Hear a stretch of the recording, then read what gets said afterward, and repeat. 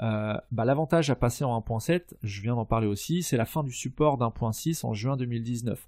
Donc autant redémarrer un nouveau site ou une refonte, repartir sur une base qu'on pourrait appeler saine et relativement fraîche, plutôt que de repartir sur une version 1.6 qui deviendra obsolète à partir de juin 2019.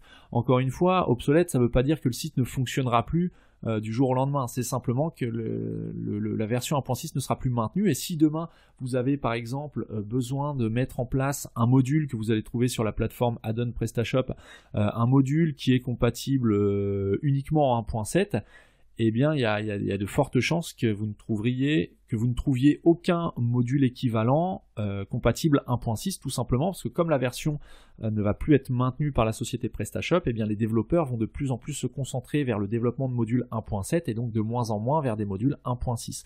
Donc si vous êtes sur un projet de refonte ou de création actuellement, vous êtes en réflexion sur un projet de boutique en ligne, que ce soit pour une refonte ou une création, moi je vous invite à garder en tête que le support 1.6 ne sera plus fait depuis à partir de juin 2019. Ensuite, sur 1.7, quelque chose que j'ai vraiment remarqué, ce sont les performances. Donc ça pour moi c'est un gros avantage. Les performances sont vraiment améliorées, sous réserve que vous ayez un hébergement correctement configuré. Mais les performances d'1.7 sur PHP 7 sont vraiment meilleures par rapport à ce que j'ai pu observer sur 1.6.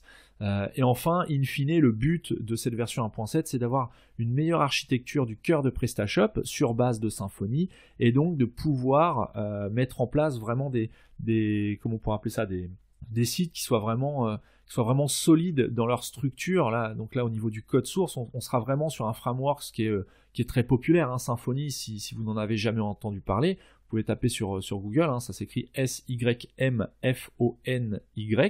Vous verrez qu'il y a une grosse communauté autour de Symfony. C'est vraiment quelque chose qui est utilisé par les plus gros sites. Les plus gros sites tournent généralement sous Symfony ou d'autres frameworks du même type.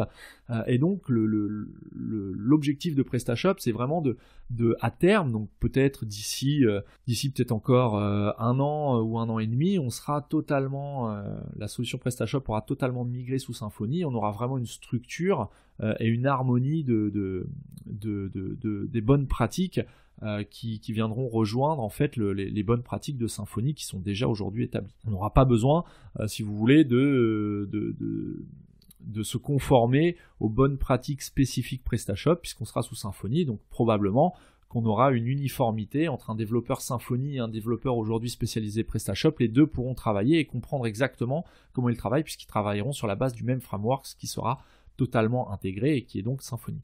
Donc voilà pour moi les avantages de cette version 1.7, enfin quelques-uns des avantages. Si vous voyez d'autres avantages ou inconvénients, je vous invite à les laisser en commentaire de l'épisode sur marketing301.net/27.